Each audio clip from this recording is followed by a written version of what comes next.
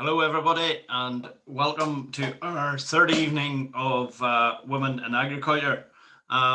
We're delighted to have you with us here tonight, and a very warm welcome from a sunny evening down in Newcastle. I'm just off the top of Slieve Donard, and very kindly Alan Chambers has allowed me to use his facilities. So, look. Welcome on tonight. Before I start, may I just make a plug for the President's charity this year and ask you to please consider donating through the Just Giving link that will be sent out with the post-event email. And the event tonight will be recorded, so you can listen to it later. But this year, the President's charity is Life Beyond. Life Beyond is a new charity set up to deliver bereavement services for the farming community in Northern Ireland. It will support those bereaved through farm accident, suicide, sudden or unexpected death. The service will be free and will include practical services, including business and financial mentoring for those families who need support in working through succession plans and/or challenging financial situations relating to the farm business, as well as emotional support. So I encourage you this year, because we can't meet in many of our events, and we want to support this setup of this new charity. The programme will be delivered in partnership between Rural Support and Embrace Farm. So if you wish to donate, visit the news tab on the UFU website. Earlier on, we had our AGM today, and for those that were on it, may well know that I mentioned Women in Agriculture. And I committed today to encouraging our board to examine how to kickstart an increasing level of participation from our ladies in all our committees to tap into a valuable resource that I think previously we have let go untapped into. So I would encourage you to contact your groups and say that you would like to serve in a certain committee, because we certainly have to, it would be to our benefit in the Farmers Union to have more of our lady farmers helping in our committee structure. So I intend to get our board to look into how best we kickstart this practice within our union. During my time as Deputy President and the time I was involved with the Rural Affairs Committee, we set up this conference in Women in Agriculture. Look, on our farms today, women are playing a more important role. In fact, if I hadn't been Alan's wife here tonight, I don't know whether I'd go on this screen here or not. So you always need a lady, but more and more our farmers are, and our farms are being run either solely by ladies, or indeed they play an integral role in the running of our farms. My own farm is no different. My wife Carol's first out the door in the morning. She's off to the milking parlour to help on David's business there. She helps with the paperwork. She does VAT and all those paperwork, and pedigree registration. So it's an ongoing thing. My daughter Zara works in the agri sector. She now works to Dan Ryan and scanning, his scanning services, and in the management of dry dairy cows. But she has a daughter Jane. So those are the three ladies and my own farm business that help out. Now Jane is 7 years old. And I want to tell you a wee story about how we started them young up on the North Coast.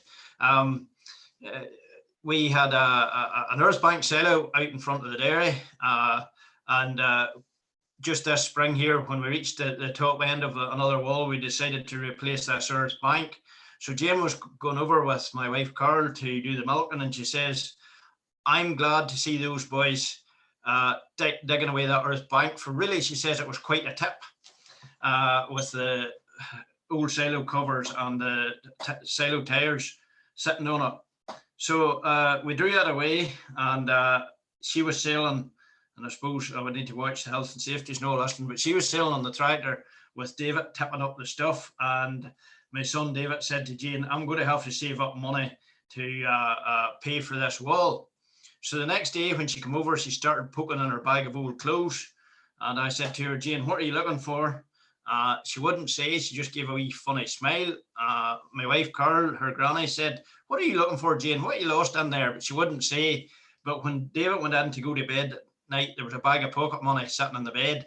So she was contributing at 7 years old to the work on the farm business. So you can start at any age. She really loves the farming. She really loves, we were planting some trees, and she was making all these plans about bringing disadvantaged children down to climb these trees. So I think she thought her trees were maybe going to grow quicker than they will. But however, it's amazing the way a child's mind works. But ladies in agriculture, ladies have become a more important asset on our farms. There was an old gentleman, a neighbour of mine. He was talking about a lady in the past who was married to one of my ancestors, and he said, she didn't do much in the farm. She wanted to be the wife of a farmer, but she never wanted to be a farmer's wife. But when you think about it, there probably is a difference. But many of our ladies are farmers in their own right, and doing a good job of it. And more that has become the norm, and it isn't just the farm that goes down the mail line. So it's great to see that. So we want to encourage that going forward, that increase in our people involved, our ladies being involved in agriculture, become more involved in our committee structures.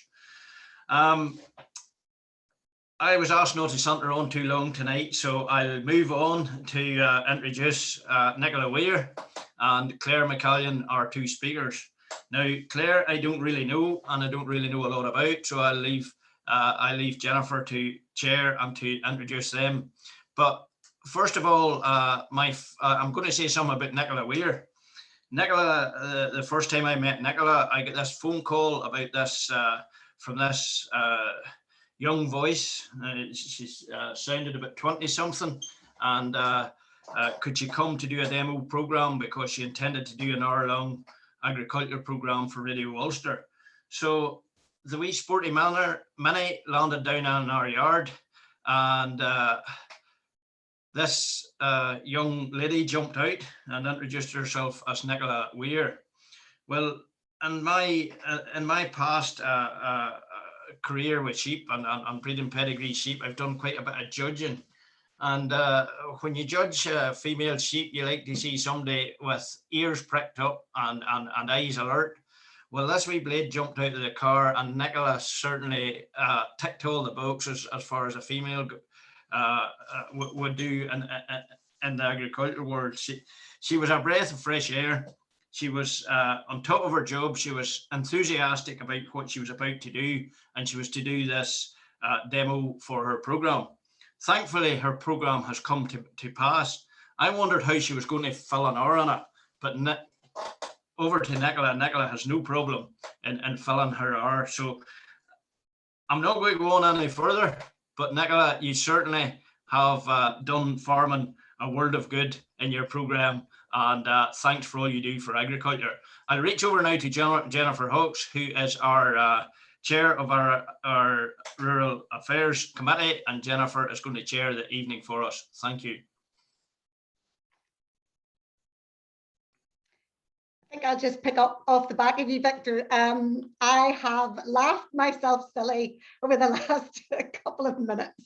Whenever you were talking about me, I thought, what is he going to say? What is he going to say? But anyway, all good, Victor. And all I can say is, I sound 20.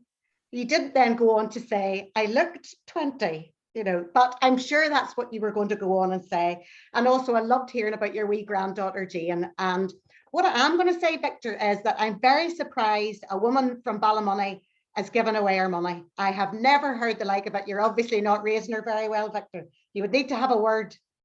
But anyway, Victor, thanks very much for introducing me, and thanks for your really kind words about Farming Matters. I really appreciate it.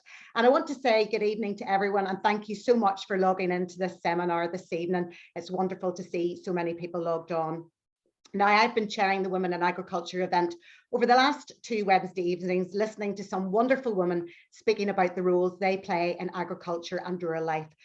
So I do hope that I live up to the very, very high standard that has been set by them, and that you enjoy and interact with what I have to say. So first of all, I'd like to introduce myself, although Victor has obviously paved the way there. My name is Nicola Weir, and I present Farming Matters on BBC Radio Ulster on a Tuesday evening from 6 p.m. to 7 p.m. And I've had some great advertising opportunities over the last 3 evenings, so I'm just going to do one last plug there. Now, it's so very difficult to talk about myself, which I know you probably are going to find very strange, but I much prefer to grill other people and ask them about their lives. And I've made my career on that. But I do hope that I don't bore you. And over the next 20 minutes or so, I'm just going to fill you in about what I do for a living. Now, the theme of this evening's seminar is business skills in agriculture, and the business, and I'm going to put that in inverted commas here at the moment, the business that I'm in is ensuring that agriculture, rural affairs, farming, food, and everything that surrounds it is represented in my small corner of the BBC in a fair, transparent, entertaining, and educational way.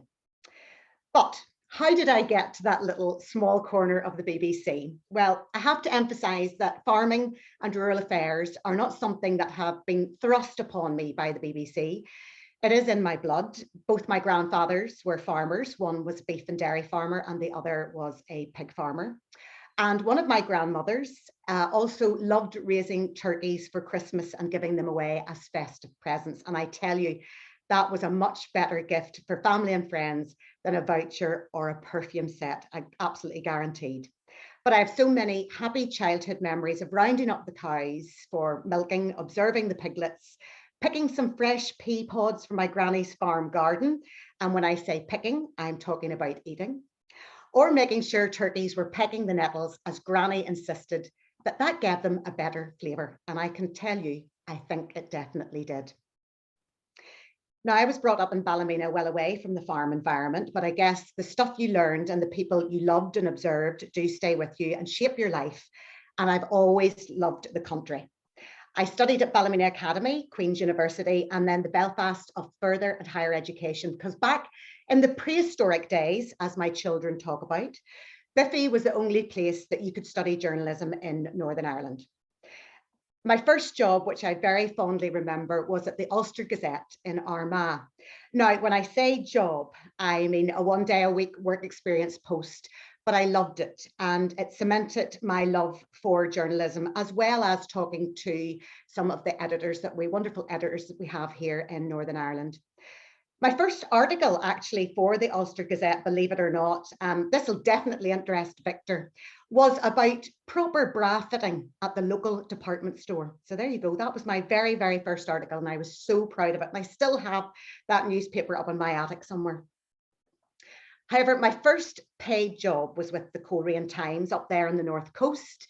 And the late Lindsay Kilpatrick took a chance on me and really there was no looking back.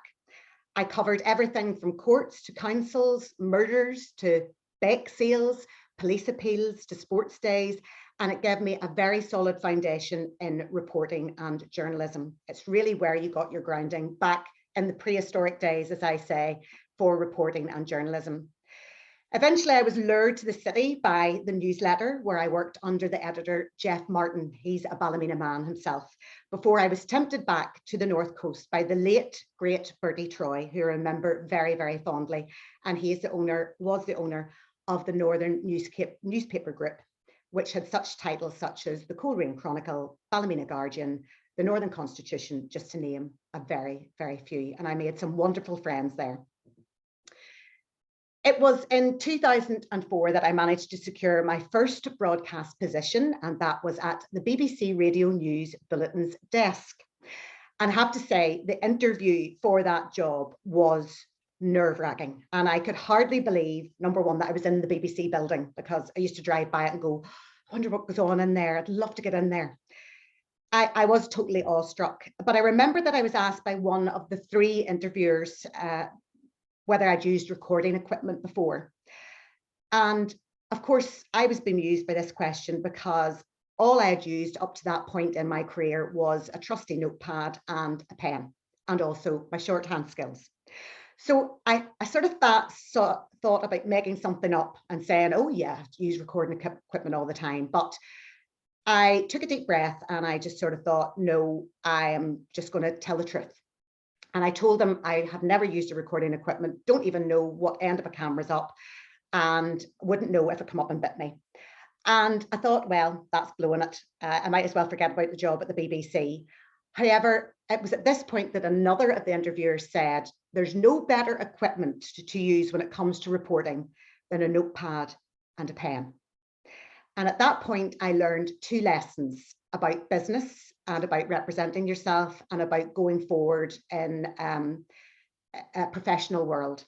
And it's to be honest in your business dealings. Always be honest and never underestimate the skills that you've got and how to sell yourself. 2 very important lessons that I learned on that day.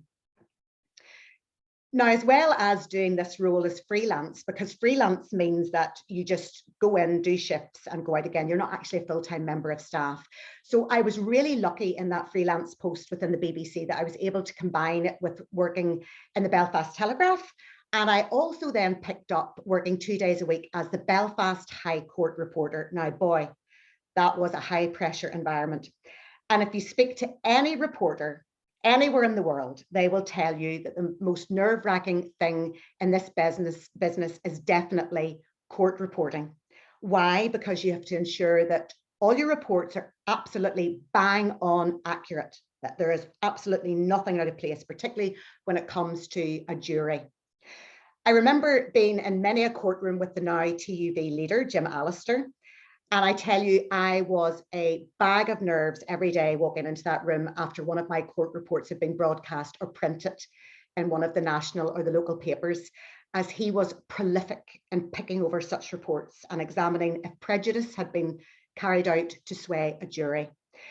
If the judge came out into the courtroom and ordered it to be cleared of the jury and Jim stood up, you knew you were in big trouble. I always hated it. It was awful. However, in 2005, I had to give up my print and my court days as I became a full-time staff member with the BBC. And I've been very, very lucky to have worked on such programmes such as Good Morning Ulster, Evening Extra, Talkback, BBC Newsline, Spotlight, and the Stephen Nolan Show, both on TV and radio. And the most asked questions I get in this business after all my years of reporting is, what's Stephen Nolan like? I'll leave that hanging there, okay? However, while I was working for Stephen, I always wanted to present a farming and rural affairs programme on BBC Radio Ulster. And can you believe it that BBC Radio Ulster had nothing like that, no programme like that on the air for an hour. Elaine Mitchell does an absolutely sterling job on Good Morning Ulster and Evening Extra and still does. And she has those 5-minute reports in the morning and in the evening. She does a great job, so she does. But we didn't have a full-length programme. We had sort of covered every other genre. We had country music, we had Stephen Nolan, we had, you know, all the other ones that were going on, but nothing dedicated to farming and rural affairs. So I thought that there was this huge gap, and obviously my love of the country and my background, I really wanted to bring that flavour to a new audience. And so I pitched this idea for about 4.5 years. And eventually I wore the management down. I do have a tendency to do that, to actually wear management down.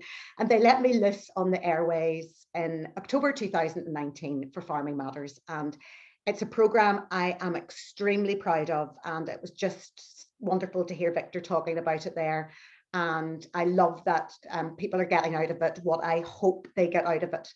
I'm really proud of it, as I said. It gives me the biggest smile on my face and it allows me to speak to some fantastic people involved in agriculture and rural affairs, and it really is the best job ever. So what's Farming Matters like? Where do we broadcast from? How does it get out on the airways? Who works with me? Well, I put together a short video. Please excuse my filming skills, they're not very good at all, to give you a flavour of what we do every week.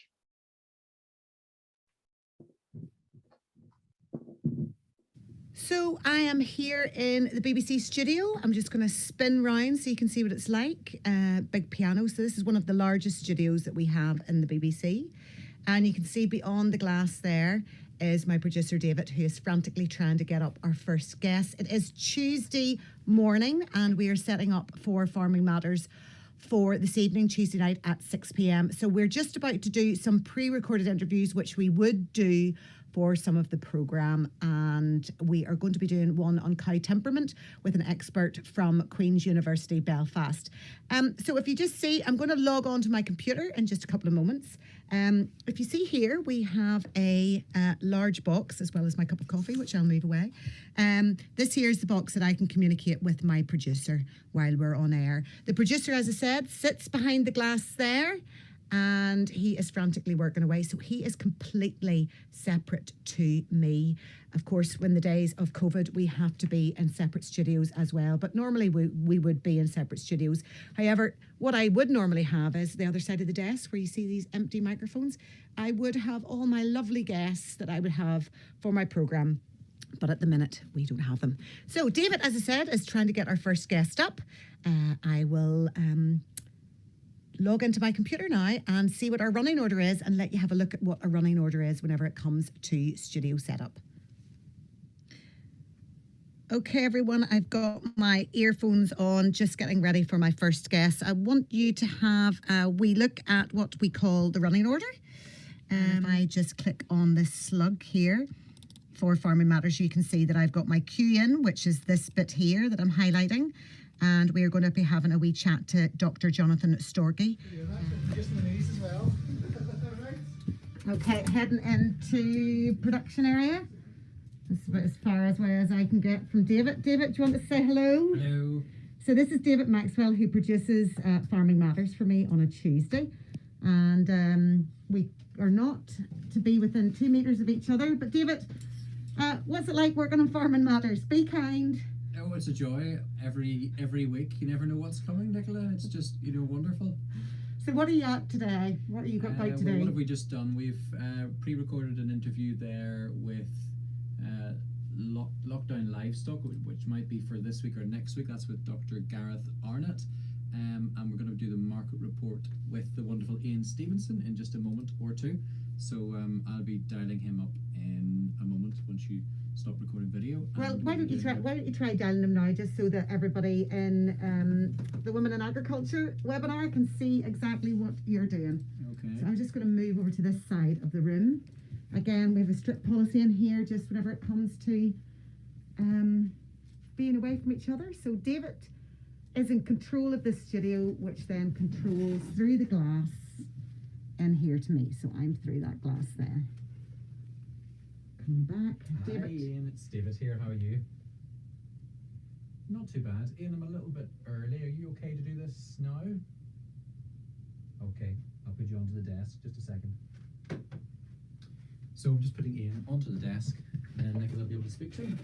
So David's about to bring Ian, which is our guest. So he's just moving a few buttons there. And what I have to do now is to make David's life easier is I'm going to go back out through this door. Ian, can you hear me okay? Yeah. Which is out of studio. And we're seeing somebody's shoes here. I'll not video you. So this here is production area here. We're just about to go into my studio, which is 8D. Coming through. So this is where I was showing you earlier on, David through the glass, which is where we were before. And I'm just going to sit down now and have a wee word with Ian Stevenson from the Livestock and Meat Commission. So, ready to go. Okay, so Ian, look at the market report and a dip in beef production. What's all that about? Yeah, so when you look at the first quarter of 2021 relative to the same period last year, we can see that there's been about 6% reduction in the cattle available for slaughter, for the period in question, and certainly I suppose we can see that having translated then into the amount of beef that has been available from that domestic supply to processors, and the hoggets, remaining hoggets in the system, largely hoggets, quotes are 610 to 650 pence per kilo, and the R3 spring lambs up to 21 kilos, the quotes are 660 to 700 pence per kilo at the moment. That's great, Ian. Thanks very much. Hello, welcome to Studio 8, where we're just about to start Farming Matters. Nicola is getting ready and we're playing a trail out, and we'll be starting in about 15 seconds or so. So I'm just going to turn you around here. You'll be able to see Nicola through the glass and the glass box as well, and you'll be able to hear the start of the programme. Takes a trip along the Blackwater River on a new boat specially designed for wheelchair users.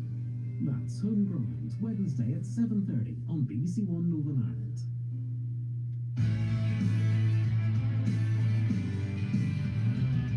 Farming Matters with Nicola Weir on BBC Radio Ulster.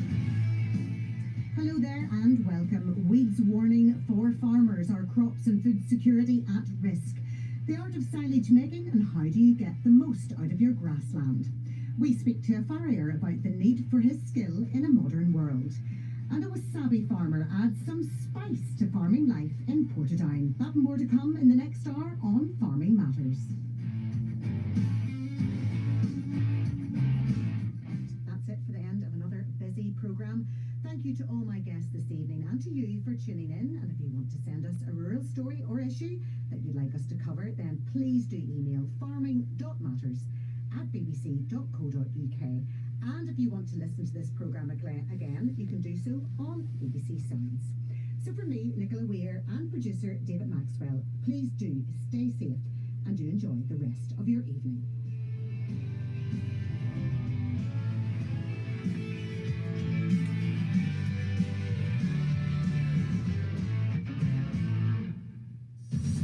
On 92 to 95 FM, 1341 medium.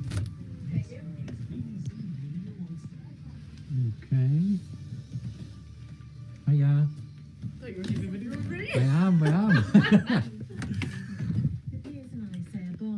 So There we are. that's it. The programme is over and we have logged off. I'm going to wipe down as per COVID to get all this nice and clean. So that is how the programme is made. I've taken you through just a short snippet of what we do in our day, and we're packing up now and we'll do it all over again for the next week. So hopefully you enjoyed that and you've got a wee glimpse into how we make Farming Matters on BBC Radio Ulster. So a wee taster there of life behind the radio.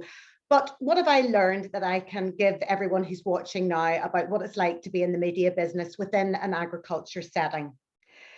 Well, number one is to listen to your audience. And that doesn't really matter.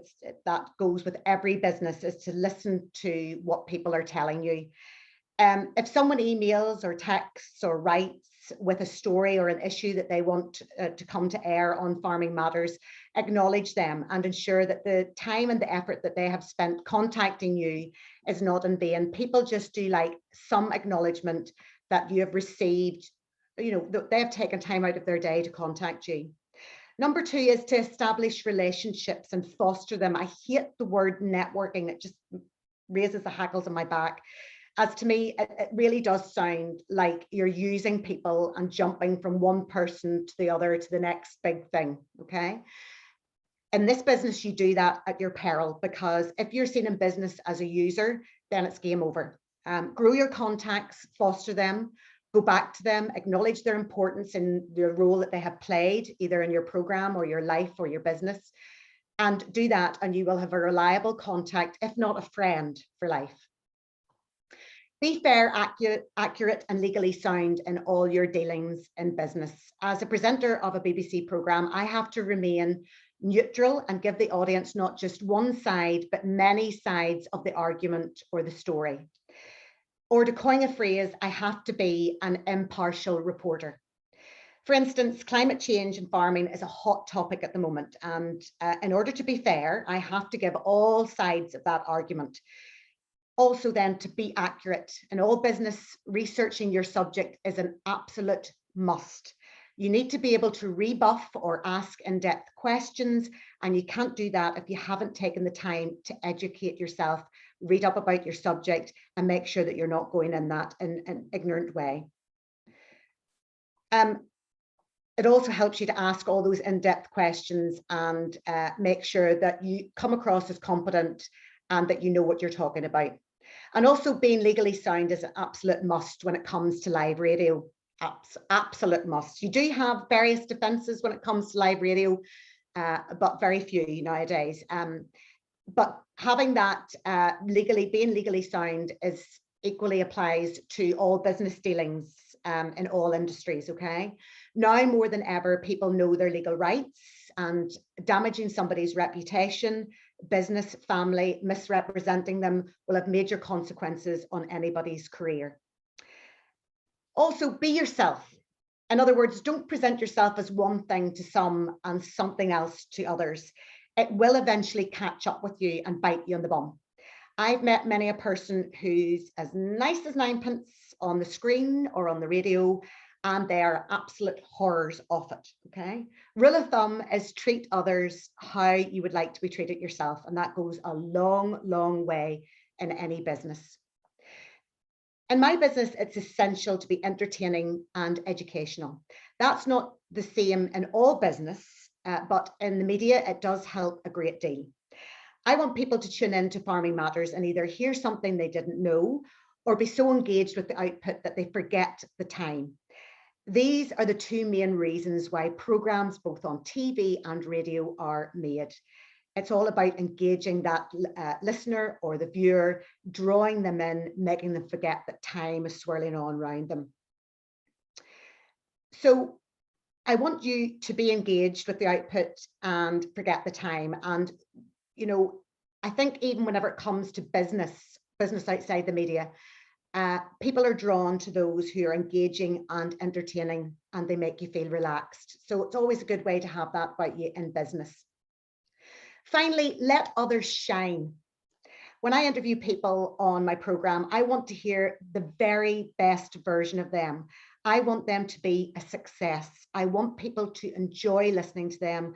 I want them to be comfortable and relaxed and articulate. And if somebody feels that you are doing that for them, they will want to come back again and again and again. They will trust you. They will respect you. And trust and respect really do go a long, long way in business. So you'll be glad to know that I am finished, but I wanted to also say to you now that I've got this audience that if you do have a rural affairs issue or a story that you want brought to air on Farming Matters, we do have an email address, which is farming.matters@bbc.co.uk. And I also wanted to say that as this is a Women in Agriculture conference, I did ask the BBC about the breakdown in our workforce whenever it comes to genders. And as of March the 31st, 2020, which is the last time we did this, so there'll be another one coming up, the BBC Nations and Regions has 45.1% female against a 50% target. So we are doing really, really well. And also the BBC has got a 50-50 target of contributors onto shows to make sure that we get across an equal amount of contributors too, whenever it comes to those who are getting on the airways. So as I said, I'm finished, and I hope you're all still awake, and I hope that you find that interesting and engaging and entertainment and all the things I said above. And I do hope that it's given you an insight into my career and into Farming Matters and the BBC, and some rules of thumb when it comes to business skills I apply when it comes to my agriculture role. But now, without further ado, it's time to welcome our next speaker, and I am delighted to introduce Claire McCallion. Claire is a senior manager with PFK-FPM Centre of Excellence for Farming based in Mollusk. She lives and works in a rural area and has 14 years experience working with all types of farm enterprises, which makes her excellent at advising farm families to meet their compliance obligations, reduce costs, take advantage of technology, and manage their taxation, put my teeth back in, expectations. Claire says her main aim is to work alongside farm families and help them future-proof their enterprise. And Claire, I hope you don't mind me saying this, but I had the pleasure of interviewing your father this week, Larry Grant, for Farming Matters. And to give you a laugh, I did say in passing that we would have to get you on the next time. And his reply was, but sure, I'm better than her. And it did make me laugh. So Claire, we're delighted you're here, and we look forward to hearing what you have to say.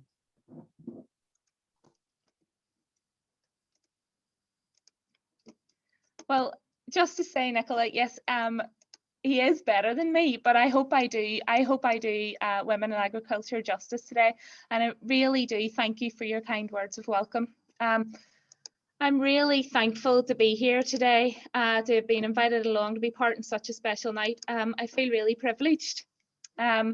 After hearing from the previous week's speakers, I'm really encouraged to see what's happening in the agri sector. It's really exciting. Later on, I'm going to maybe share some thoughts on the essential business skills necessary for women and men in the agri sector. But first, I thought I would start with a little bit of background on me. For the astute among you, you may have picked up my Belfast brogue. I'm originally from Belfast. Originally from Belfast, the north, towards the north of the city. I lived there for 22 years of my life. I went to a very large primary school, a large secondary school.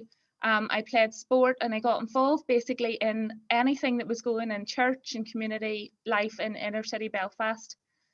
I got into accountancy at a young age. My dad, who Nicola has already referred to, he started a very successful accountancy practice back whenever I was 5. I've been answering phones, meeting and greeting clients, and looking at profit and loss figures for probably more than I care to remember. And I couldn't help but follow Dad into the trade. In 2005, my mum and dad moved out to the countryside. I was recently married, and my husband Mark and I, looking for our first marital home, decided to follow them out to the Ballymena Road. Driven really by a desire to raise my family in a more rural setting. 15 years on, and I have a wonderful husband Mark and 2 beautiful daughters, Hannah and Bethany.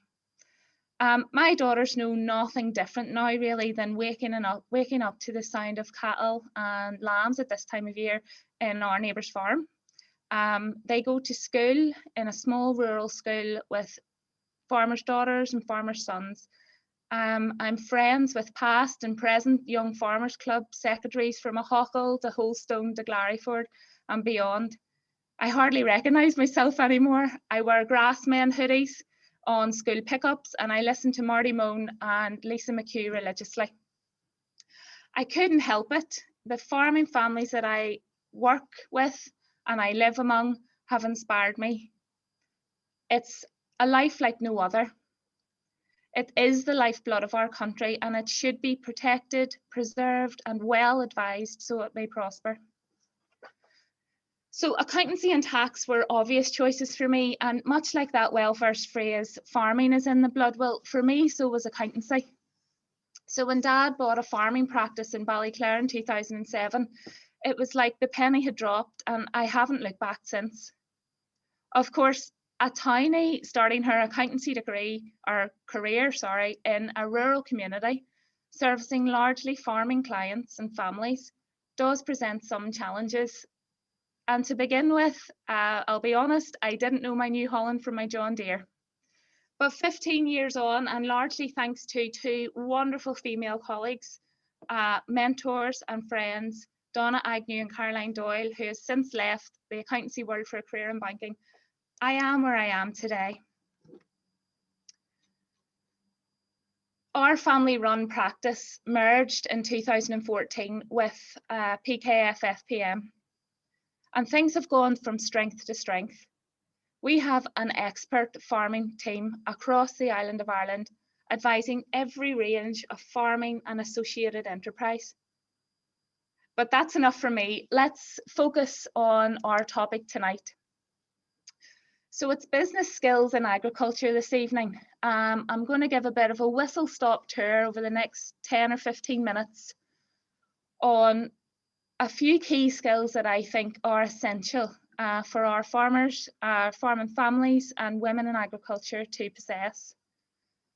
Before I start, I thought I would talk about what's changed in the last 100 years or the main changes. And I certainly won't cover them all, but I'll try and cover the few most topical. So for decades, there's been a heavy emphasis on men within the farm family, and that's definitely changing. What I've observed and witnessed is a growing shift in the realisation that women contribute at all levels of the farm enterprise. And this has always been the case, of course, but it's more recently been acknowledged in recent years. As we know, the women's role is far-reaching, and more commonly now we see women within the farm families that we deal with actively involved in strategic business planning, to strategic decisions, in the strong management of the farm, and with improvements in technology within farm operation itself. Their role is no longer a support role. Indeed, in my opinion, in our opinion, it's key to the survival of every farm business and enterprise and associated business that we act for. There have, of course, been some major changes in recent years, and big changes require adaptable business skills. The first big change in the last couple of years that I'm going to talk about tonight is making tax digital. It was announced back in 2018. It feels like it's always been about now. It's talked about that often.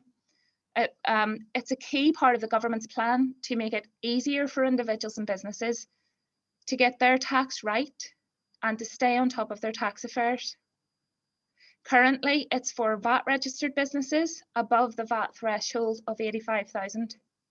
It requires you simply to keep your records digitally, or maybe not so simply, as the case may be. It came into effect on the 1st of April 2019.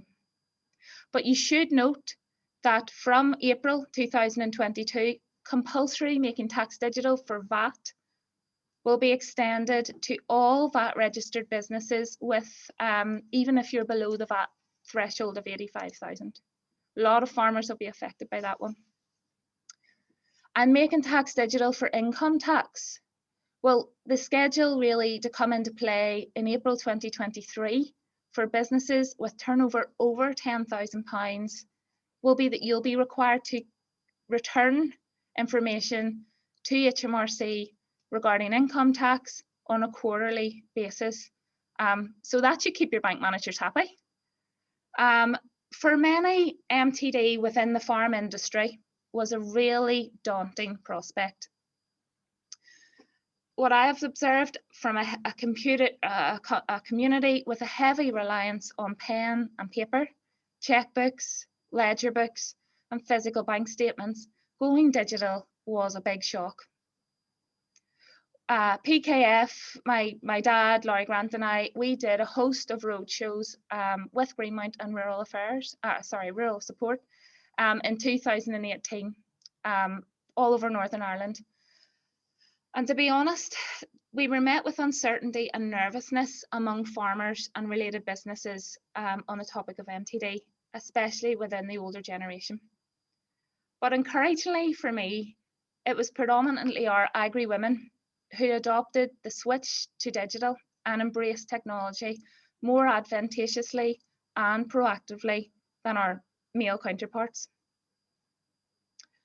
For some, making tax digital was a massive opportunity to grow and develop their existing farm enterprise and related business. One example of this comes from within our own client base. And I'm just going to give you a brief rundown of what she was able to achieve. Janice is a director of a large family-run dairy farm that we act for. And she proactively embraced the move to digital right back at the start when it was really difficult and information was limited. She was the driving force behind the implementation of a software system called FarmPlan, which many of you I'm sure have heard of or in fact deal with. Her drive and passion to move forward digitally helped her farm enterprise or their farm enterprise and family secure a major contract with Tesco's. The requirements of those larger contracts like this, amongst other things, are that real-time accounting information is available. Digitalisation makes this possible. And she had the willingness to learn new things. She coupled that with the right programme and the help and support from her farm family made this a reality. and years on they're reaping the benefits. And for most of our farm families, making tax digital is a reality. It's something that may have been slightly avoided to begin with, but come April 2022, that disappears, and it will be compulsory for all VAT registered businesses. But take hope, it shouldn't be feared. There are a number of different software packages out there. I would encourage you to pick one that suits you and your farm family, to speak to your accountant, so that because what happens is you're sometimes tempted to just do the minimum compliance requirement, but I would encourage you to explore the opportunities digital software for accounting can bring to so much more to your business. So what are the business skills that I think are sort of essential to make that process towards making tax digital easier? Well, one of the main business skills there is adaptability. It makes digitalization so much easier if you're flexible and adaptable to change. IT skills, but let's be honest, there are a variety of degrees of competency in IT skills. There is support there if you require it, and I would implore you to remember not to overcomplicate it. And internet access. It's not necessarily a business skill, it's more of a business necessity and requirement. And even yet in Northern Ireland and our rural community, it's not massively well serviced by internet providers, despite promises over the year from local government to improve the standard, but it is necessary that we get those views across and that our internet is at least be able to manage our software programs. The second big change I'm going to talk about and just probably touch on lightly tonight is Brexit. It's a big change that's touched or affected a lot of farm families. I don't plan on focusing too much on Brexit tonight, but I will say that it was and is a major change.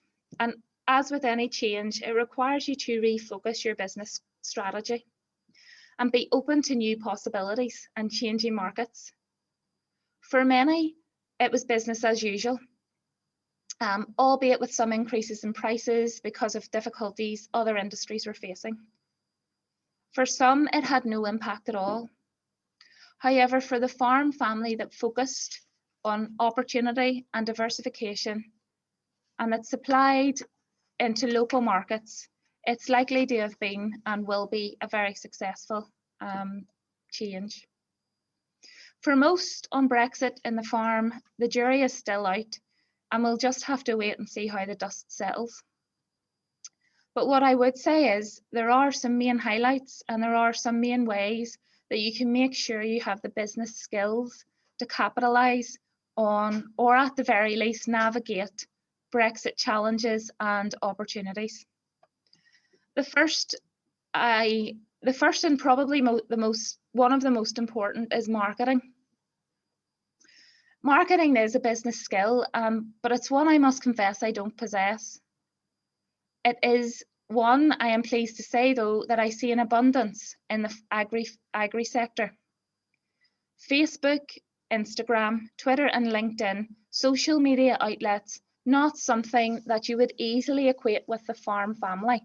But nevertheless, in today's climate, marketing is a very highly desirable business skill.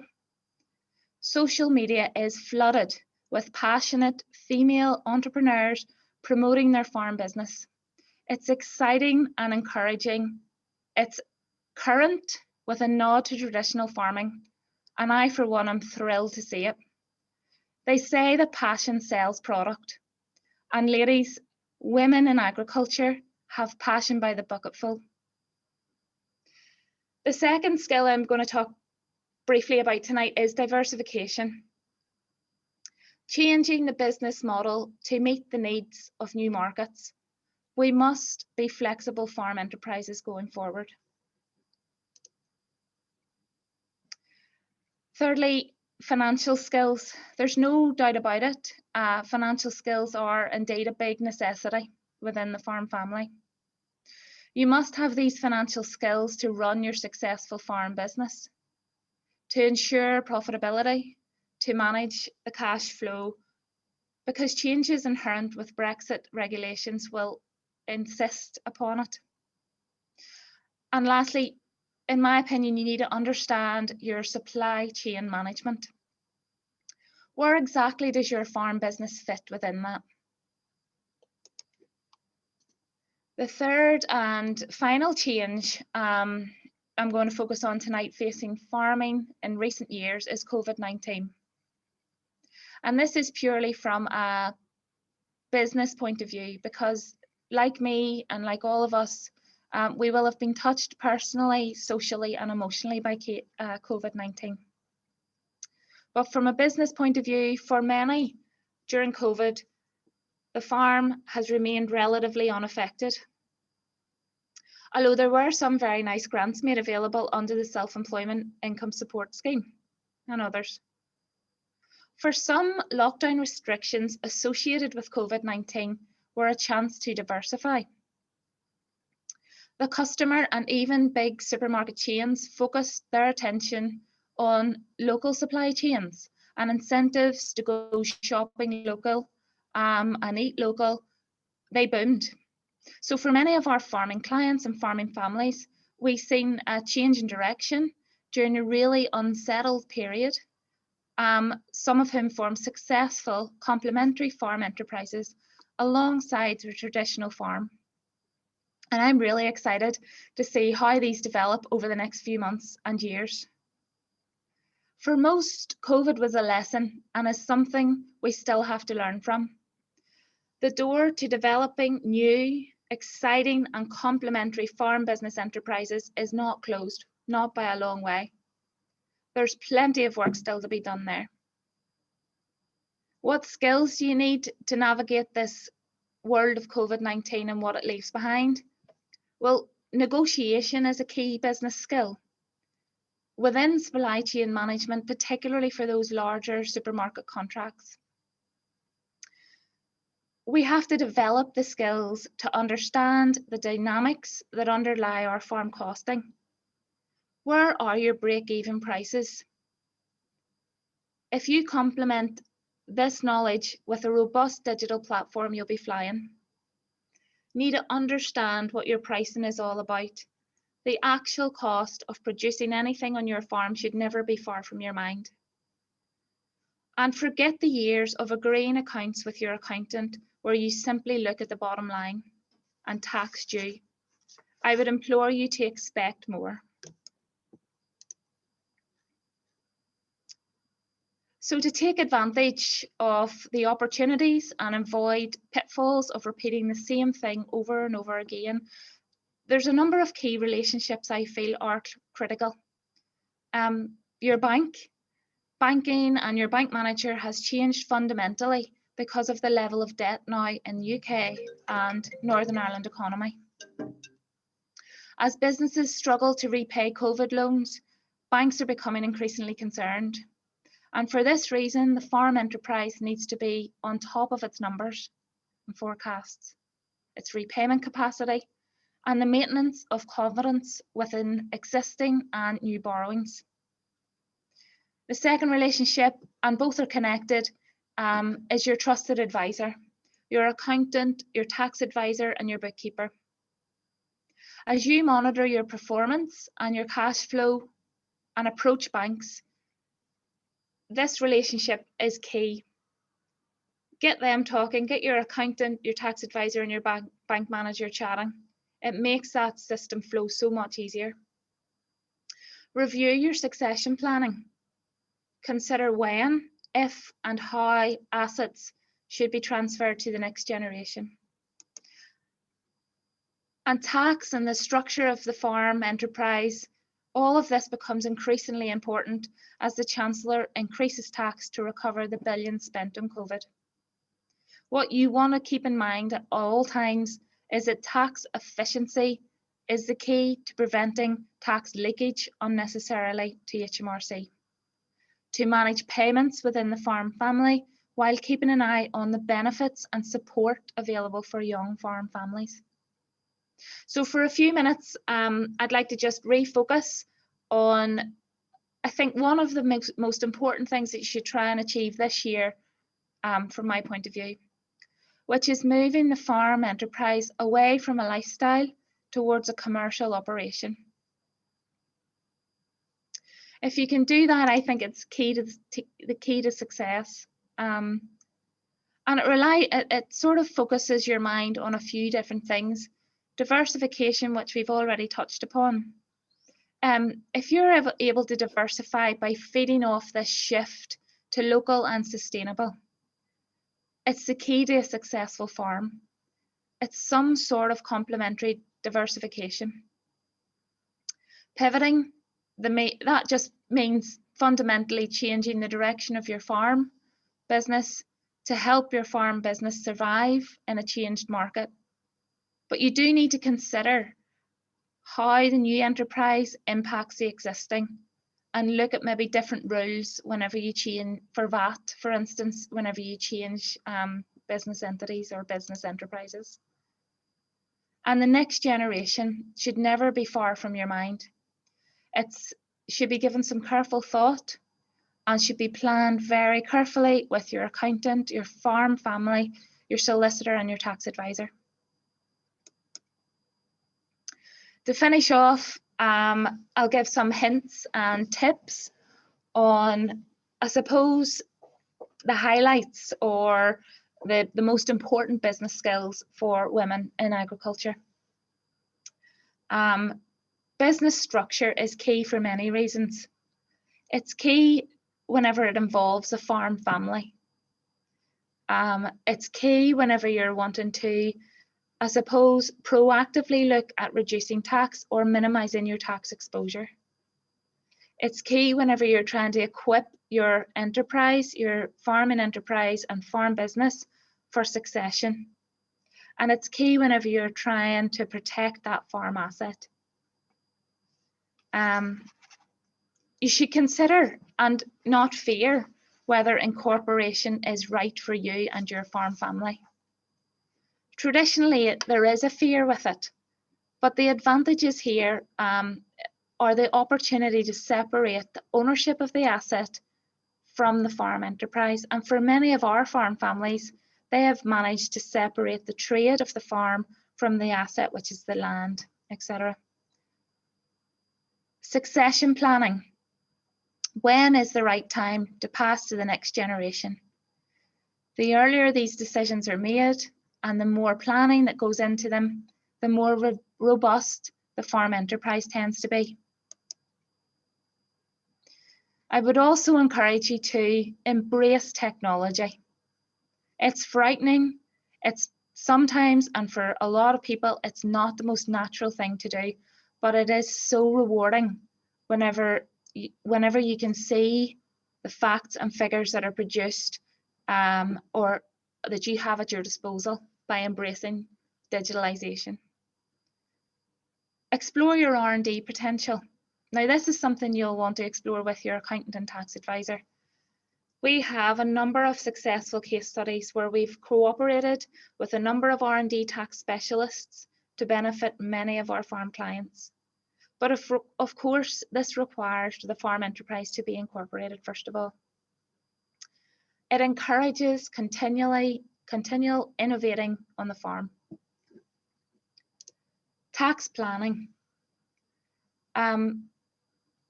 How does it apply to you? That's what you should always have in your mind. What benefit is there to your business for proactive tax planning? Things like rollover relief and farm averaging should be considered because they help smooth out profits, for instance, over years. Consider when the right time is to buy a piece of machinery, and be proactive and involve your tax advisor in these decisions. Don't just present them at the year end as an end result, and then tax planning becomes reactive rather than proactive. It's better if you can work in partnership with those who advise you. And manage the potential pitfalls. For example, changes in the nature of your enterprise, your farm family enterprise. Very often, diversification removes APR, agricultural property relief, from your future disposals, because it changes the nature of the asset from agri-activity to an investment activity. So think about things like that when you're reaching out and trying to explore diversification. If you go into storage or solar panels or wind turbines, what effect does that have on inheritance tax, for instance? I know that has been a bit of a whistle-stop tour tonight. I appreciate that I got through quite a bit of information there. Thank you so much for listening, and I hope I haven't bored you all to sleep. And I'm happy to take some questions at the end. Thanks, Nicola. Claire, thank you so much for that. That was some brilliant information that you offered there to our audience. And I have to say that, Claire, I reckon you and I would get on really, really well once we're allowed to get out and about after COVID, because Grassmen hoodies, love them. And Donkey will just love you for giving them a wee bit of a plug tonight. I got a wee plug there, yeah. Indeed. And maybe you're looking for a free sweatshirt. I don't know. Maybe. Maybe. And Marty Moan and Lisa McHugh. Well, what's there not to like about them? Absolutely brilliant. Not. Exactly. And just while it's in my head, Claire, because I know that you were talking about diversification, something we did in the programme last night, so anybody who is watching this evening, there is a scheme operating in Mid and East Antrim Council at the minute, and it is called Sprout.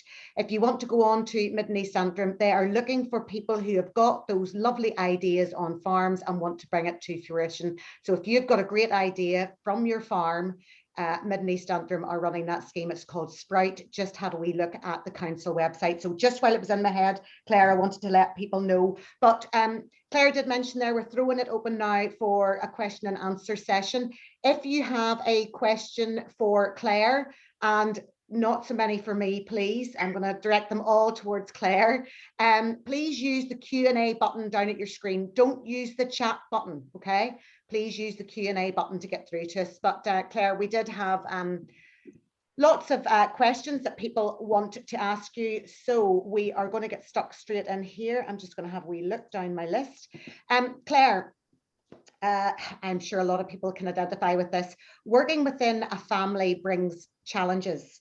How do you make business decisions and protect family relationships? Well, I mean, you're in a family business, so you're definitely best placed to answer that question. Yeah, I would say from my experience, it's communication.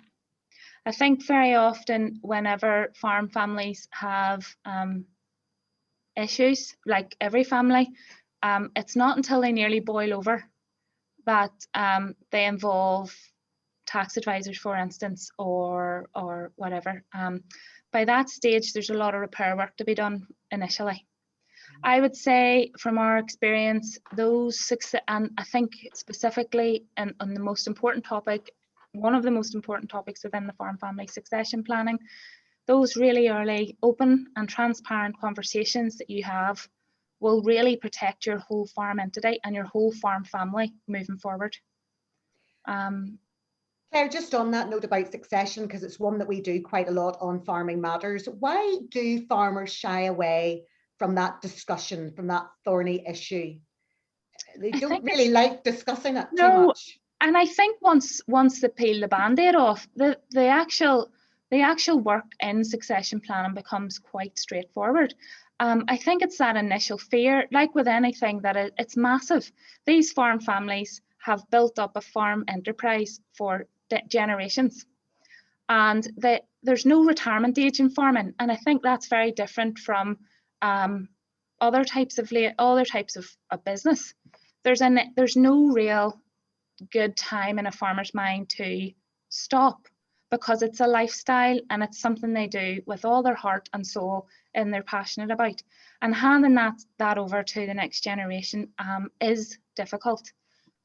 But if it's done early, and if those conversations are had in advance of a death or in advance of retirement or things like that, they often are not as bad as initially expected. And I do think it's a sense of relief sometimes to our farm families whenever those decisions are all out on the table. And of course, there is a lot of back and forward that goes on within any sort of business takeover or handover or succession. There's a lot of consultation. But once the farm family comes out the other side, there's the relief and there's protection. And Claire, I was going to ask you if you could emphasize, what are the repercussions for avoiding that conversation and leaving it all up in the air at the point that you do when you die? I mean, it ranges. It could be anything from tax and any inheritance tax. It could be anything from, and I'll not simplify in tax, but I'm saying that is one area. It could be that farms are split up, and that is the last thing that a farmer who has spent their life building a farm enterprise wants after his death or her death, that farms are split up. Really, succession planning is about keeping that farm enterprise together, but it's about doing it efficiently. And it's about doing it fairly so that the young farmer and his family and her family and generations after that are well protected and advised and don't pay unnecessary tax and don't have to lose or sell parts of their farm. It's about having that all secure, neat and tidy, and remember, succession planning can evolve. Once you have had that discussion, if things change in your family unit, your succession plan changes, your succession plan grows with you. So yeah, I would say there are risks of not having those early discussions, and the main risks are you're hit with a massive inheritance tax bill or other tax bills, or worst case scenario, your farm enterprise is divided. No, you don't want to see either of those happening. A couple of questions have come in because you dwelled quite a lot at the beginning on this change to computers. Yes. It honestly boils my head as well, but a couple of people who have come in with sort of the same kind of thing. Yeah, okay. So they're wanting to know, are there any IT courses or support classes available to help when it comes to, dealing with those issues? Yeah. They say, helped me, who is married into a dairy farm business, to learn and understand how to do digital class or tax through a specific IT program, and to learn financial skills based solely around dairy farming business. Okay. Somebody else has come in and they appear to be elderly, and they're saying, look, I'm not very tech savvy here. It's very, very daunting. And, is there any support there for the elderly who are not tech savvy? I mean, in other words, they're saying here, can I use pen and paper? Or can an accountant do this digital work for me? So there's a couple of questions in that answer then. So the first thing to say would be, it is a daunting, and it should not be belittled in any way. It is a very daunting thing for someone who's not tech savvy, who's not sitting in front of a computer all day and has a million other things to do with running a farm business. IT tends to be the last thing and the furthest thing from people's minds. I would also say, after working with farm families for the last 15 years, that actually pen and paper and ledger books are of a very high standard when they come from a farm family. I don't think we need to digress too far away from what is already happening. Yes, there's a push to digitalise it, but there are programs out there that, if you're given the right training, actually mirror what you do in pen and paper. You don't have to pick an overly complicated one. There are examples, there are loads of examples out there. I'll name a few, but I'm not in any way endorsing any of them, but ones that we've seen work really well with dairy farms, for instance. One of our biggest dairy farmers uses Farm Plan. Farm Plan is written for the farmer. Farm Plan is incredibly robust. There's also smaller accountancy packages that are written for the layman. They're not written by accountants, so therefore they're quite easily understood, and it's the likes of Xero and QuickBooks, probably Xero's more so. And then there's the well-known one, Sage. But there are also, I would say, each of those companies will provide training, but I think what you need to do, if you're not tech savvy at all, is have that conversation with your accountant. And I'll give you an example. So we have farm clients. We know their capabilities. They come in, they have a discussion with us. We help them select the IT program that best suits their needs, and also cost effective, because they're all ranges of prices. So it needs to fit in with the farm budget. We offer training, so your accountants are probably exactly the same. And it's better getting that training from your in-house accountant, because they know what they need in your financial accounts, and they know what you need to be able to pull off that piece of software. So I would say, yes, you could pay a fortune to go and seek training and get really robust and really good IT training, but start first with your accountant and your tax advisor. See what they suggest for your individual business, and it might not be the same as your neighbour. So just bear that in mind. Yeah, so have that conversation with your accountant is really good advice. Yeah. Because somebody's putting you on the spot here. You've maybe mentioned it before, but Claire, what accountancy package would you recommend for a beef finishing farm? Oh, a beef finishing farm. Okay, well, very specific. I'd probably say for a beef finishing farm, Xero is probably your best plug for Xero. It gives you all of that key information. It keeps a track on your cash flow and your profitability, and it helps you track exactly what the costs are behind your enterprise. So Xero is probably the easiest one, and Farm Plan is probably a wee bit too robust for that kind of thing. So hopefully that person that has written in that question, it might help them with that. Another person wants to know, will farm businesses with a taxable turnover less than 85,000 also have to submit their VAT returns through functional compatible software from April 2022? You did mention that change earlier on in your talk. So initially, obviously every farm enterprise, or largely farm enterprises, are VAT registered. They reclaim all their VAT on a regular quarterly basis. HMRC shielded farm enterprises and other enterprises who were VAT registered but below the £85,000 turnover, but that stops in April 2022. In April 22, regardless of your turnover, £10,000 and over, you're in that pool of people who have to submit through MTD enabled software. Give your accountant a ring, because just make sure that applies to you, but that is the general rule. And Claire, somebody else wants to know, is it best to use farm business money for everyday life just when you need it? Or is it better to take a wage from the farm each week and keep personal finances separate? Do you know what? That's a multi-layer topic. And it nearly harks into that whole incorporation and is it right for me?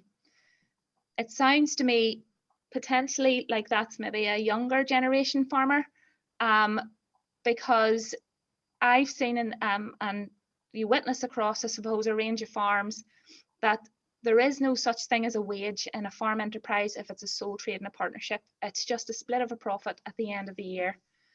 They live on money that is theirs personally, but it's definitely a conversation that would need to be developed further with that individual, because if incorporation is right for them, then a wage is right for them, but only if incorporation is right for them, then it would be a wage.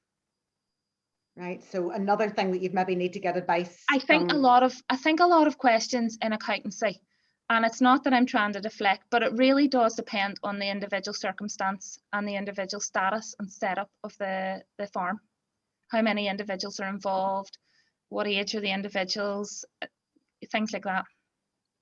Yeah, understood, Claire. And I know that they are sort of very general questions, so it's good that we're getting that nice balance across them. Victor, we have a question for you. At the last webinar, Minister Putz said he will give consideration to a Women in Agriculture task force. Do you support this, Victor? I know that you said at the very beginning that you want to encourage more women onto the committees in the Ulster Farmers Union. Yes, Nicola, that was something I did want to bring out. Yeah, we do support it, and I will be on his case on that as we go forward. So I will be looking for them to provide a bit of finance, as they do in Scotland, to kickstart the place of women in agriculture, and indeed train up some of our women. Some of them don't need trained. Some of them are already doing a marvellous job, but certainly any help we can get to further this and incorporate it so that women are on committees and on places like that for their abilities, not just because they are a lady or a woman. So. And Victor, not that we want rid of you, but it'd be lovely to see a woman as president of the Ulster Farmers Union. So how are you going to encourage that woman to get that top job? Because we do see a lot of middle-aged men there in the top positions, if you don't mind me saying. Now, are you hinting something now? I suppose I can't really deny it, Nicola, but you're not going to call me a 20-year-old something, but I'm a 20-year-old something at heart, yeah. But look, I think we need to start at the start. We need our ladies involved right throughout our union structure. And I have no doubt that when a suitable candidate comes forward, that we will have a woman president in the UFU on merit rather than just because we want one.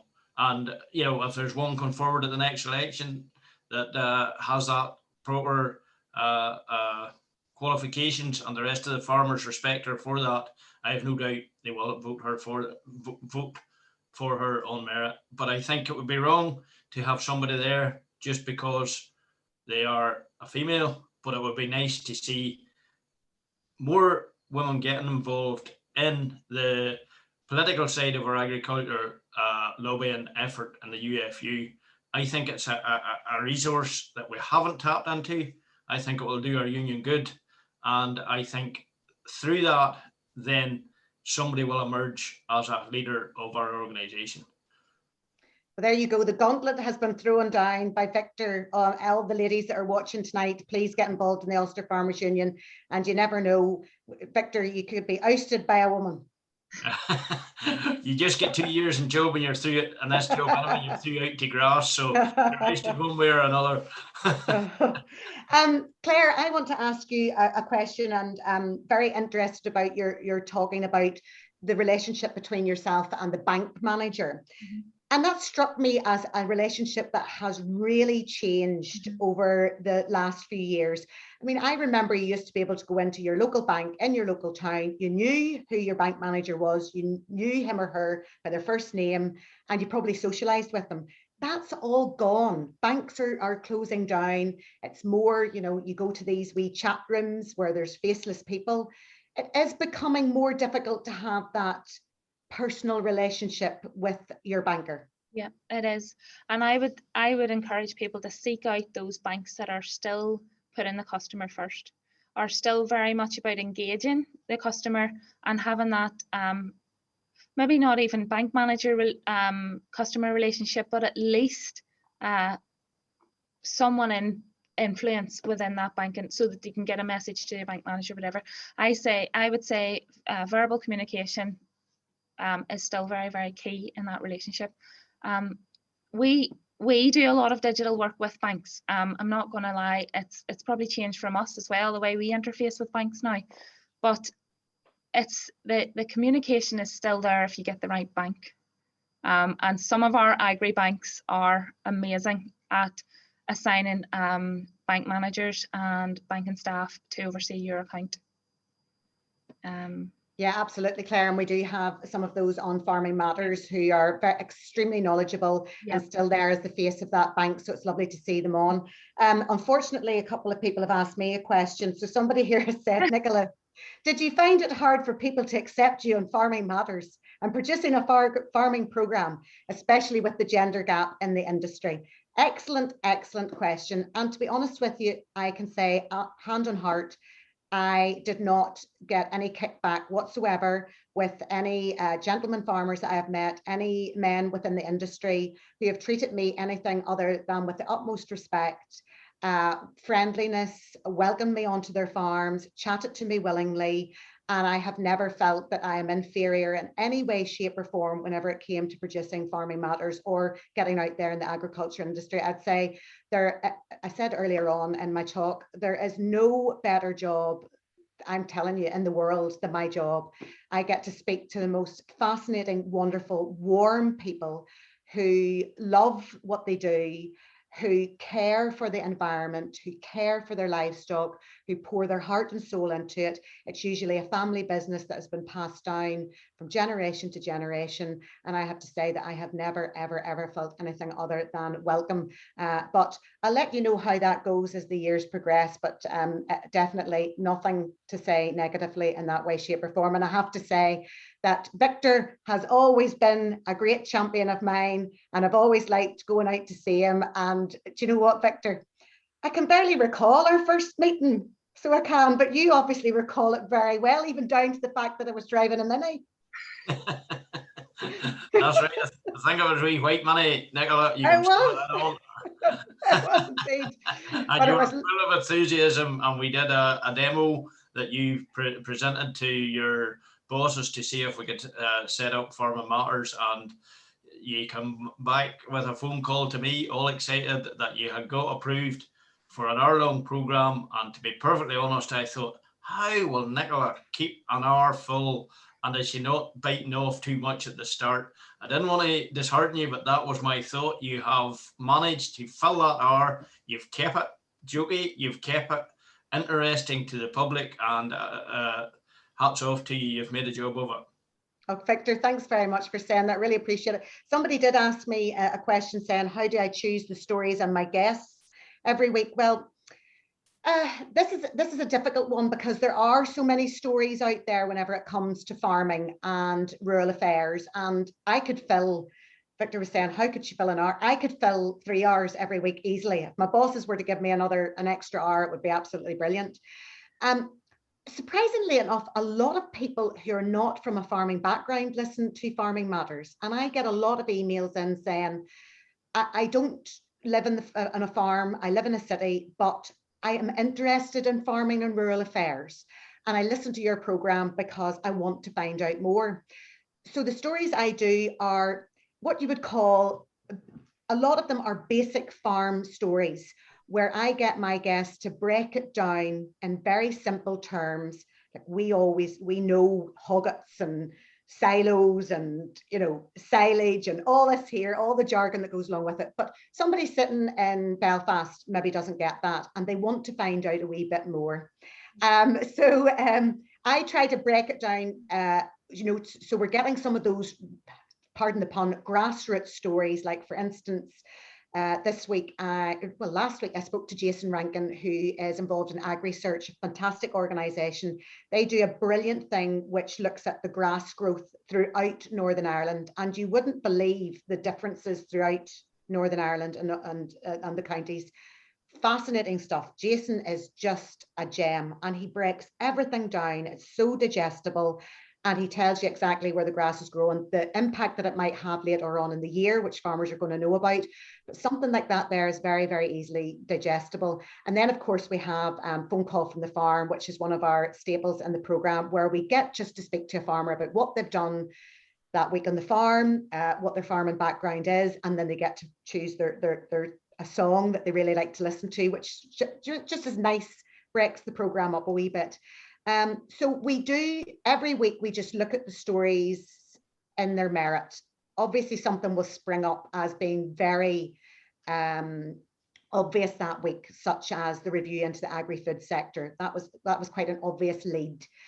So we covered that this week. So some stories will just spring to you, some stories won't, some stories are brought to you in email. And as far as choosing the guests from a programme, I just love somebody with a bit of character, somebody with a bit of character that can give it to me straight and doesn't beat around the bush and knows their stuff inside out and just really just shines on radio. I mean, you just know those people. Zita McNaughter, who was just stood down as the president of the Young Farmers Clubs of Ulster there recently, I asked her to do our paper review this week, because we do the paper review because there's loads of great stories that we just can't get to, but we want to give people a flavour. And I said to her, Zita, do you fancy doing the paper review? And she was like, oh, I don't know. But she came on, she was very nervous, and she is just brilliant. And that's a find, that's a real find. Somebody with a bit of character, a bit of spark, can just bring a bit of life to the programme. So that's the kind of how we choose the guests. Obviously, first and foremost is a passion for what they do and knowledge about what they're saying, such as Jason, who has a huge knowledge. So that's kind of how we go about doing the programme. Somebody also said, how do you cope with, or do you get nerves? All the time. All the time. I'm sure everybody that's sitting here on the panel tonight, before we come on, we're like, oh, you know, Victor was going, I'm only just down from the morns. This is going to be short. And then he took 10 minutes.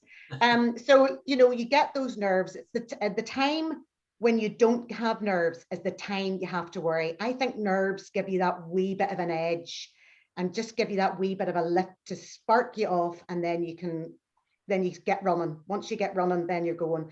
So I always say to everybody that asks me that, I get nervous every time I go on air. Every time I hear that jingle, I get nervous, but I think that actually gives you that wee bit of passion, that wee bit of fuel to get going. So if you do get nerves before you talk to anybody, I'm not sure who this person has asked this. If you're a young person and you're worried about getting up and talking in class and stuff like that there, and you are very nervous, don't worry about that there. Those nerves will always be there. Even seasoned pros have those have those wee nervous things as well. That is it. I think we've come to the end of our evening. We had so many great questions there, and I just want to thank everybody who has sent in those questions. It was great to hear from you. It is the end of our question and answer session, but I now want to call on the Ulster Farmers Union Rural Affairs Chairperson, Jennifer Hawkes, to say a few words to you and to announce possibly some lucky winners, Jennifer. Oh, I've gone very dark. I apologise, everyone. Oh my goodness. How do I follow all of that? But anyway, good evening, everyone. And as we draw our virtual 2021 conference to a close and we reflect on our 3 very different evenings, we can safely say that our speakers have inspired, motivated and empowered us through their stories, experiences and skill sets to become stronger, more independent women in agriculture. If we've learnt anything, it's to seize every opportunity that comes our way and to become better at what we do by sharing our knowledge, ideas and viewpoints, thus creating a platform of discussion that will reinforce the valuable contribution we make to a diverse industry. We could not fail to have been touched by the work of Norma Rowan and Veronica Morris on the Life Beyond Bereavement programme, or motivated by Chloe Dunn and Esther Skelly-Smith through their knowledge, research, individual achievements and work within the industry. We've been reassured of our resilience by Michelle Sherlow's comments as she discussed how local businesses adapted and overcame the challenges of the pandemic to thrive as the general public connected with where their food came from. And this evening, we have most certainly been empowered by Claire and Nicola, as they've given us sound advice on the skill sets needed to enhance our communication and business skills, making us more self-sufficient and resourceful in our farm businesses and our work roles. And I'm quite sure everyone enjoyed the insight into your work and family lives. We've heard Minister Poots pay tribute to the generations of women working in agriculture and to those who have held leading roles within the industry in Deira since the 1950s, no less. It's interesting to note that he felt a cultural and generational change needed to happen to bring about greater recognition of the valuable contribution women make within the agricultural industry, and indeed make at the higher levels of decision making. It was also encouraging when questioned that he would like to see agriculture and land use included in the primary school curriculum to help children connect to where their food comes from. And he would give his consideration to a Women in Agriculture task force for Northern Ireland. And let's hope he'll give it some funding. Our UFU President, Victor Chestnutt, has always been supportive of our work and of the work of the Women in Agricultural Committee, and indeed was instrumental in its inception and in our achieving our inaugural conference in 2019. Victor, we would thank you for reiterating your continued commitment to supporting our work at today's UFU AGM, and for joining us this evening and sharing your thoughts on how the union can make it more accessible for women to become involved in our committee structures. Now, at this point, on behalf of the Ulster Farmers Union and the Rural Affairs Committee, I'd like to take a moment to thank all of our wonderful speakers who have each left their own inspirational mark on us as individuals. Our very capable chairperson, Nicola Weir, who brought our energy and professionalism to each evening. The NFU for their generous sponsorship of the webinars. Michelle Sherlow, Food NI, for the fantastic hampers for our free draw, which I'll be announcing very shortly. The dedicated behind-the-scenes staff members, Heather Stewart, Events Coordinator, Sarah Morell, our Policy Officer, the communications teams for their promotional input, and the Rural Affairs Women and Agriculture Subcommittee, all of whom were so committed in bringing this event together. Lastly, and by no means least, to all of you viewers who have joined us each evening, thank you for supporting us and making our 2021 Women in Agriculture Conference webinars so successful. We do hope you're all taking something away from the webinars that will assist you going forward, and that more of our female members will be encouraged to become involved in our committees and policy structures. We'd especially like to thank our Deputy President, David Brown, for supporting us each evening, and all of the gentlemen who have joined us, as it's through supporting each other and combining our knowledge and expertise that we can overcome the many challenges facing our industry and create a better future for the generations to come. And as I said at the outset of our conference, please remember, you're all wonderful ambassadors for the Northern Ireland family farm structure and our agri-food industry. Thank you for listening, everyone. Now, as I mentioned just about a minute ago, we have some hampers to give away that were sponsored by Michelle Sherlow, Food NI.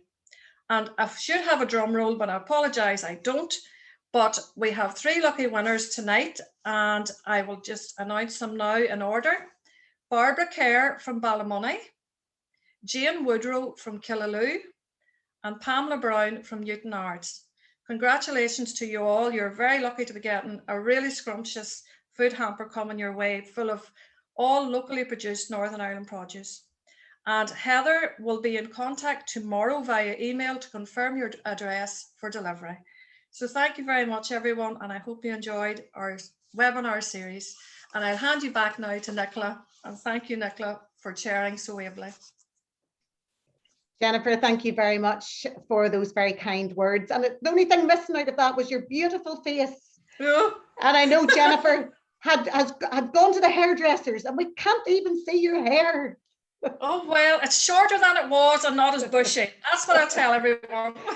I also have my suspicions that Victor Chestnutt has been at the hairdressers, and I didn't ask him that, but I have my suspicions now. He looked like he had got a nice tight haircut there. Maybe the sheep shears were out. That's my son with the cow clippers. I thought, there you go. We're very professional, Victor. Oh dear. Could I tell Jennifer to tell Kenny to put another 50p in the meter and switch the light on? I don't know what happened. I have every light in the room on. I do apologise. Oh, well, hopefully we'll be able to see your face soon anyway, Jennifer. Jennifer, thanks very much, as I said, for those very kind words. And we have come to the end of our evening, and I want to thank you so very, very much for joining us this evening. I hope you gained so much from this seminar. Thank you to Claire McCallion, the Ulster Farmers Union President, Victor Chestnutt, and the UFU Rural Affairs Chairperson, Jennifer Hawkes, for speaking to us this evening. It has been a pleasure to hear you, and we really appreciate you giving up your valuable time this evening and also other subsequent evenings. Once again, I want to send a big thank you, and I know Jennifer has mentioned there, to all our other wonderful speakers who have taken part in the Women in Agriculture seminars across the last 3 Wednesday evenings. That's Michelle Sherlow, Veronica Morris, Norma Rowan, Chloe Dunn, Dr. Esther Skelly-Smith, and the Agriculture Minister, Edwin Poots. And also a big thank you to the amazing team behind the scenes who have put so much hard work to get this Women in Agriculture event together. I mean, a huge effort. And I've mentioned them before, I'm going to mention them again. It's Heather Stewart, Jennifer Hawkes, Carol Bell, Caroline Doyle, Christine Kennedy, Denise Kelso, Heather Patterson, Marianne Buick, Sarah Morell, and Martin Malone, NFU Mutual, for their kind sponsorship of the event. I know I've mentioned them before, but they really do deserve to get mentioned every night. Now, can I remind you all that the charity, as Victor said at the beginning, we are supporting is Life Beyond, which delivers bereavement services for the farming community in Northern Ireland. A fabulous, fabulous project. And the goal of Life Beyond programme is to provide a connected range of bereavement support services and activities for the farming community in Northern Ireland, with the aim of improving mental, social and physical well-being of farm families who have been bereaved. If you wish to donate, details of that will be emailed to you alongside the Watch Again link. And finally, I'm going to get one more wee plug in. Farming Matters, BBC Radio Ulster, Tuesday evening, 6 to 7. And if you have a farm story or a rural story or anything that you want to bring to the programme, I'm here. I will listen to you. I will read your emails, or even if you want to put pen to paper and send me a letter, that would be even great. But my email is farming.matters@bbc.co.uk. I really, really would love to hear from you. And also, finally, I did ask a question. I told you that the question that most people asked me during my career was, what is Stephen Nolan like? And I didn't answer it. So I'm going to answer it now. He's absolutely lovely. Okay, he is absolutely lovely. So from me, Nicola Weir, and everyone here at the Ulster Farmers Union Women in Agriculture Conference, please do stay safe and do enjoy the rest of your evening.